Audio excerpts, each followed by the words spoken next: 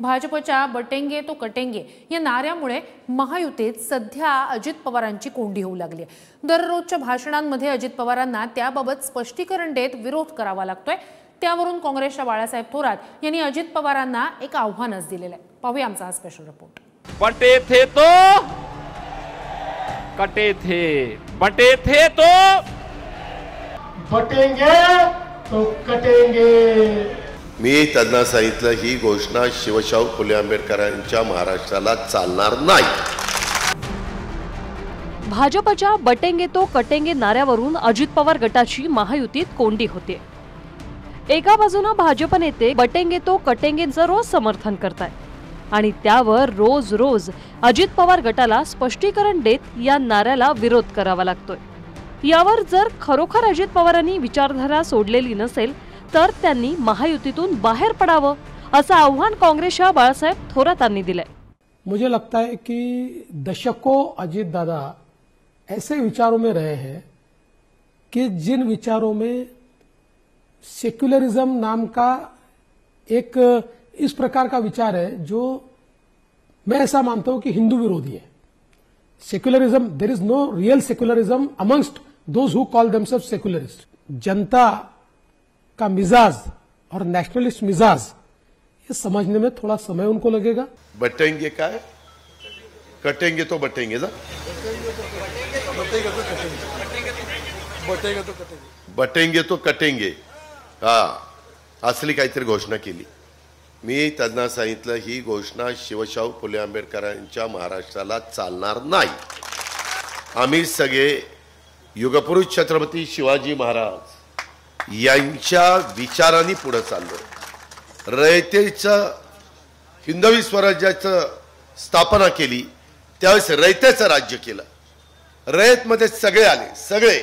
त्यांना म्हटलं बेरोजगारीवर बोला, महागाईवर बोला, शेतकऱ्याची जी वाईट परिस्थिती त्याच्यावर बोला, त्यावर कोणी बोलायचं नाही। त्याला असं वाटतं हे असं घोषणा दिली की आपोआप मतं मिळतील।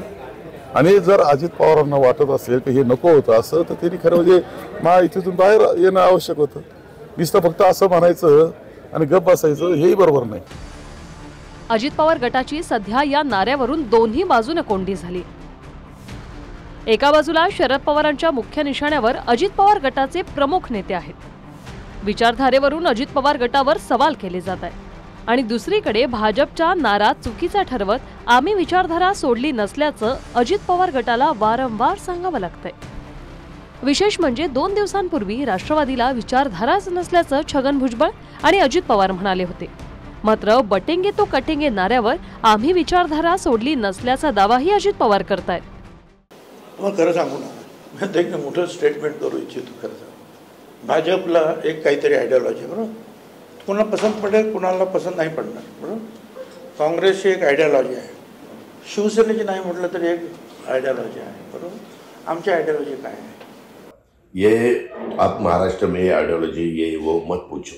ओके, महाराष्ट्र का पूरा पॉलिटिक्स सब बदल गया है। महाराष्ट्र का पॉलिटिक्स अभी सबको पावर चाहिए, सबने आइडियोलॉजी साइड पे रखी है और पावर लेके आगे सरकार बनाना चाहते, चलाना चाहते।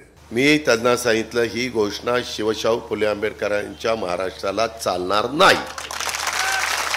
आम्ही सगळे युगपुरुष छत्रपती शिवाजी महाराज यांच्या विचारांनी पुढे चाललो। एका वृत्तपत्राच्या दाव्यानुसार भाजपतून पंकजा मुंडेंनी देखील या बटेंगे तो कटेंगे नाऱ्याला विरोध केला होता। त्यावरून मविया नेत्यांनी भाजपला सवाल केल्यानंतर पंकजा मुंडेंनी तो दावा फेटाळला।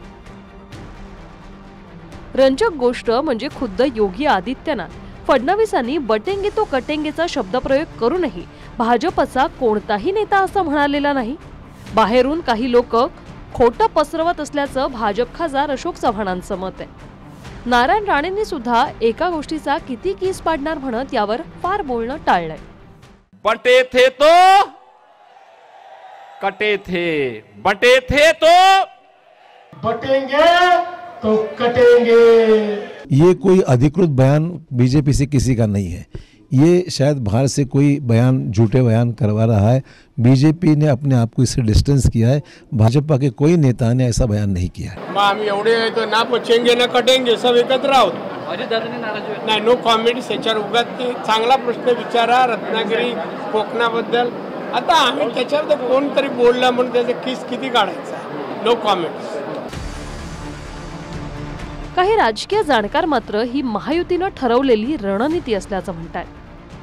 कारण याआधी सुद्धा जेव्हा विशाळगडापासूनच्या 3 किलोमीटर दूरच्या गावात दंगल उसळली होती तेव्हा भाजप आणि अजित पवार गटाची भूमिका वेगळी राहिली. लोकांच्या मनामध्ये to be or not to be अशी विमनस्क शीतयुद्ध चालू असताना, म्हणजे अतिशय अनप्रेडिक्टेबल असं इलेक्शन चाललेलं असताना आज एकदम धर्मयुद्धाची भाषा केली गेली. आणि ही भाषा काही आज केली गेली नाही, तर बटेंगे तो कटेंगे, एक है तो सेफ है, अशा प्रकारच्या घोषणा या अगोदरी करण्यात आल्या.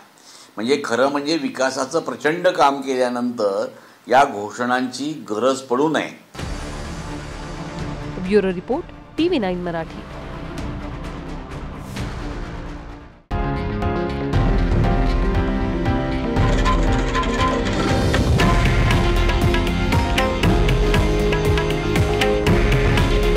हे आहे देशातील नंबर 1 न्यूज नेटवर्क आणि आपण पाहत आहात TV9 मराठी. काळजी तुमची, हित महाराष्ट्राचं.